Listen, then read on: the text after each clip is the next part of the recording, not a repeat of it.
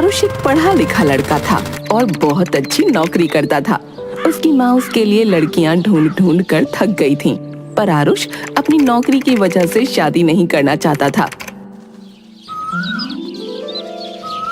मैं तुझे कब से कह रही थी शादी कर ले, पर नहीं, तुझे तो अपनी नौकरी की पड़ी थी। अब तेरी नौकरी के चक्कर में सारी अच्छी लड़कियों की शादी हो गई। अब मिलती है तो किसी की नाक बड़ी है, किसी का मुंह। अरे माँ, तुम भी ना सुबह सुबह फिर से रेडियो की तरह शुरू हो गई। पर वैसे भी लड़की के चेहरे से क्या फर्क पड़ता है माँ, लड़की अच्छी होनी चाहिए बस। वैसे देख, मेरे पास कुछ लड़कियों की फोटो है, तू जरा देख कर पसंद कर ले। फिर सुमित्रा आरुष को कुछ लड़कियों की फोटो दिखाती है। जब तक मैं देखूंगा नहीं ना, तब तक माँ मेरे पीछे ही पड़ी रहेगी। अब हाँ, ये माँ, ये देखो, ये लड़की ठीक है। सुमित्रा फोटो देखकर खुश हो जाती है और अपने बेटे को मिठाई खिलाती है। अरे वाह, मैं सास बनने वाली हूँ, मैं बहू पर हुक्म चलाऊंगी, उसे तंग करूंगी, बड़ा मजा आएगा। ये सब तो सोच सोच कर ही मेरे पेट में गुदगुदी सी होने लगी है। फिर सुमित्रा आरुष और लाली की शादी करवा देती है। माँ, मैंने जो फोटो देखी थी वो तो किसी और ही लड़की की थी। वो तो कितनी सुंदर थी, और ये इतनी मोटी। अरे जमाई बाबू, वो का है ना, वो जो फोटो आपने देखी थी वो हमारी लाली बिल्कुल वैसी ही थी, पर उसे खाना थोड़ा ज्यादा चाहिए तो इसलिए बस थोड़ी सी मोटी हो गई। बाकी हमारी लाली बहुत संस्कारी है। माँ, मुझे नहीं करनी इस मोटी लड़की से शादी। अब तू सोचेगा कि 30 की उम्र में तुझे कोई आलिया भट्ट जैसी लड़की मिल जाए, तो ऐसा तो नहीं होगा ना।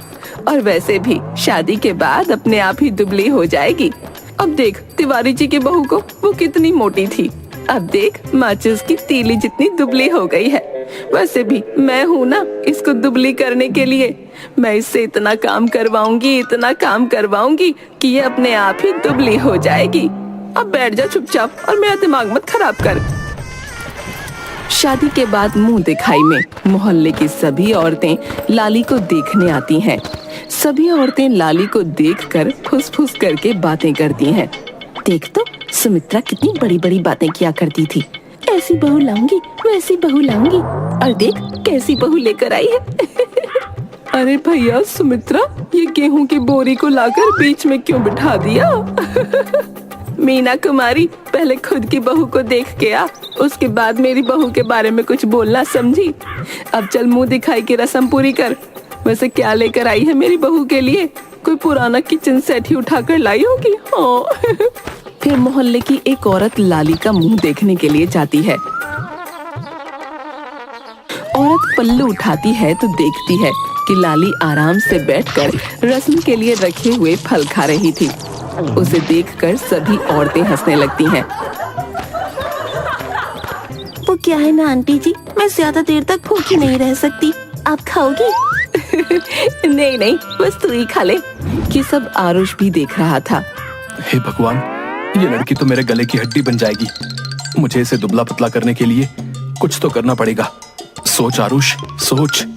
अरे बेटा आरुष, अपनी बीवी का ध्यान रखना, कहीं गिर विर गई तो घर की फर्श ना तोड़ दे, खामखा खर्चा बढ़ जाएगा। आरुष और उसकी माँ डाइनिंग टेबल पर खाना खाते हुए, इस लड़की की वजह से मेरी पूरी जिंदगी बर्बाद हो जाएगी। माँ, आपने देखा ना सुबह क्या हुआ? अरे तू ज्यादा मत सोच और खाना खा ले, वैसे भी समय के साथ दुबली हो जाएगी। अरे बहू जरा रोटियां तो ला। मम्मी जी, क्या है ना, रोटियां तो बस इतनी ही बची थी। क्या इतनी ही बची थी? मैंने सुबह इतनी रोटियां बनाई थी, वो कहाँ गई? वो क्या है ना, आपको तो पता ही है मैं भूखी नहीं रह सकती, तो मैंने रोटियां खा ली। क्या तूने सारी रोटियां चट कर दी? हे भगवान, तुम्हारी वजह से आज बिना कुछ खाए ही सोना पड़ेगा। अरे रुक जा, घर में मैगी पड़ी है, मैं बस तेरे लिए 2 मिनट में बना कर लाती हूँ। लाली हंसने लगती है। अब क्या हुआ, क्यों हंस रही है? मम्मी जी, दोपहर में मुझे बहुत जोर की भूख लग रही थी, मुझे कुछ मिला नहीं तो मैंने मैगी बना ली, वो भी नहीं है। आरुष गुस्से में उठकर अपने कमरे में चला जाता है।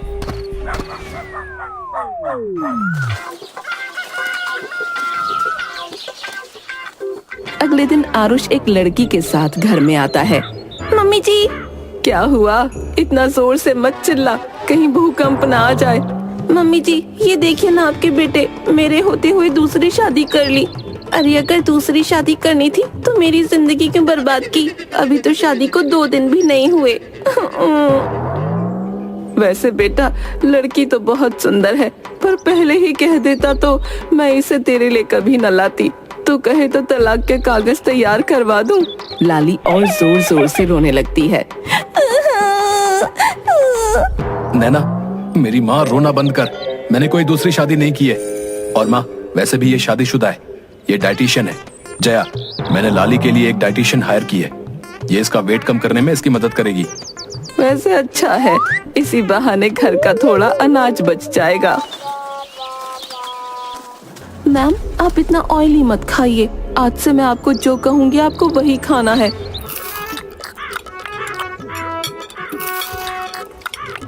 ठीक है ठीक है।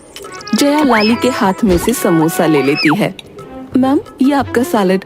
लाली सलाद खाकर मुंह बनाती है और फिर टेबल पर रखा हुआ मसाला उसमें डालने लगती है। अरे मैम, आपके लिए सही नहीं है।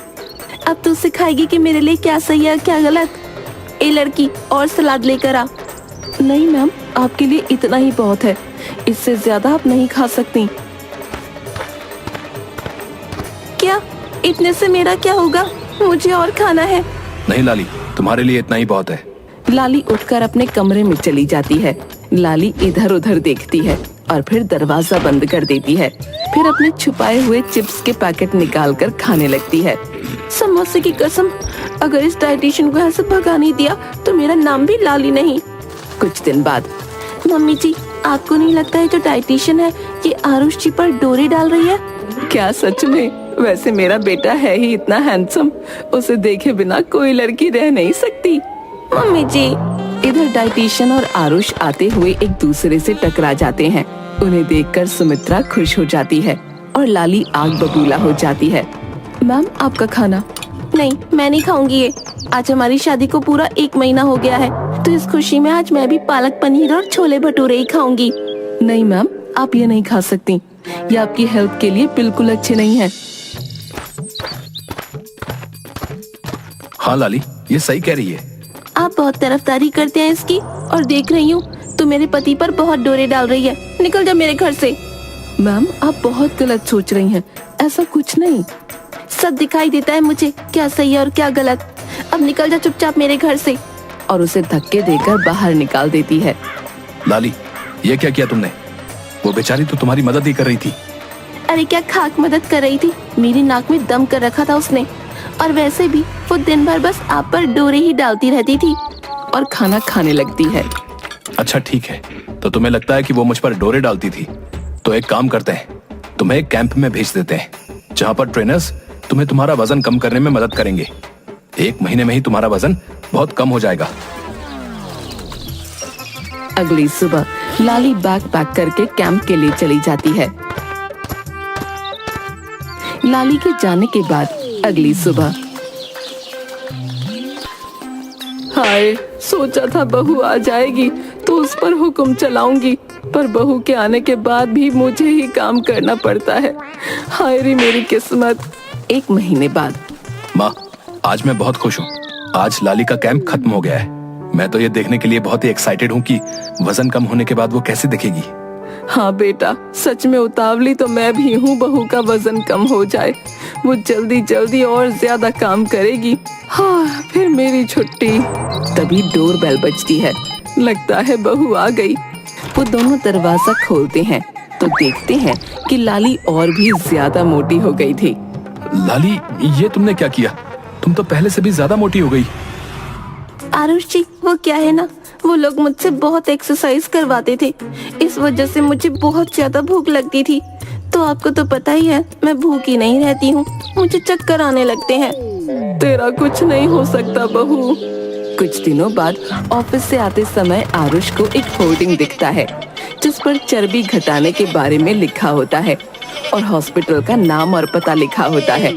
माँ, नैना, जल्दी आओ, मुझे तुम दोनों को कुछ बात बतानी है। क्या हुआ बेटे, क्या बात करनी है? माँ, आज ना मैं क्लिनिक से आ रहा था, तब मैंने एक होल्डिंग देखी जिस पर एक हॉस्पिटल का पता लिखा था। जहाँ पर पेट की चर्बी कम की जाती है। हम लाली को वहाँ पर लेकर जाएंगे और फिर वो भी पतली हो जाएगी। अरे वाह, ये तो बहुत अच्छा सोचा है तूने। लाली, तुम्हारा क्या कहना है? ठीक है, आप दोनों को जो ठीक लगे। अगले दिन सुबह आरुष तैयार होकर स्कूटर घर के बाहर निकालता है। अरे कहाँ रह गई, जल्दी करो, टाइम हो गया है। लाली घर के बाहर आती है। अरे मैं कैसे जाऊंगी? आंखें भी काम नहीं कर रही हैं क्या? सामने खड़ा चेतक नहीं दिख रहा? अरे वो तो सही है, लेकिन मुझे स्कूटर चलाना नहीं आता। अरे कमअक्ल, तुम्हें चलाना नहीं है, मैं चला लूंगा। आपको क्या लगता है मेरे साथ आप स्कूटर पर बैठ जाओगे?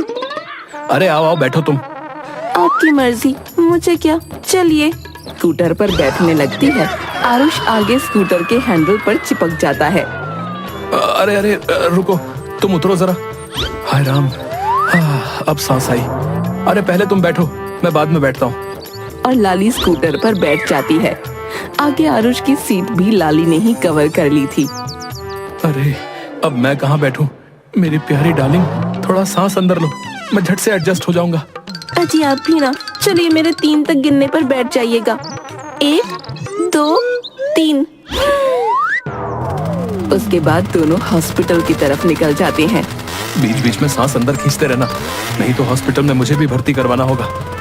फिर आरुष और लाली अस्पताल पहुंच जाते हैं, जहां पर बिफोर और आफ्टर की बहुत सारी तस्वीरें लगी हुई थीं। लाली देखो, ऑपरेशन के बाद तुम भी इस औरत की तरह पतली हो जाओगी। लाली शर्मा। लाली तुम चलो, मैं फॉर्मेलिटी पूरी करके आता हूँ। लाली बेड पर लेटी होती है। फिक्र नहीं करना, तुम्हें इतना सा भी दर्द नहीं होगा। बस मैं ये एक इंजेक्शन लगाऊंगा और जब तुम आंखें खोलोगी तो खुद को बिल्कुल फिट और स्लिम पाओगी। क्या डॉक्टर, इंजेक्शन? नहीं नहीं डॉक्टर साहब, मैं इंजेक्शन नहीं लगवाऊंगी। आप चाहो तो मेरा ऑपरेशन ऐसे ही बिना इंजेक्शन लगाए कर दो। ऐसा कभी होता है भला कि बिना इंजेक्शन लगाए ऑपरेशन हो जाए? इंजेक्शन तो लगाना ही पड़ेगा। डॉक्टर इंजेक्शन लगाने के लिए आगे बढ़ता है।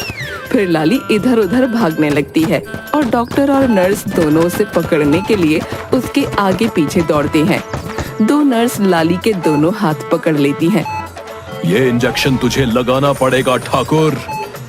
नहीं। डॉक्टर इंजेक्शन लेकर लाली के पास जाता है। तब लाली अपने दोनों हाथ छुड़ाकर इंजेक्शन पकड़कर डॉक्टर के पीछे लगा देती है और वहाँ से भाग जाती है। लाली को ऐसे भागते हुए कमरे से बाहर आता देख। अरे लाली, क्या हुआ? तुम ऐसे क्यों भाग रही हो? सब कुछ ठीक है ना? अरे भाई, इस बला को ले जाओ अपने साथ। क्यों, क्या हुआ डॉक्टर साहब? फिर डॉक्टर और दोनों नर्स आयुष को सारी बातें बताते हैं।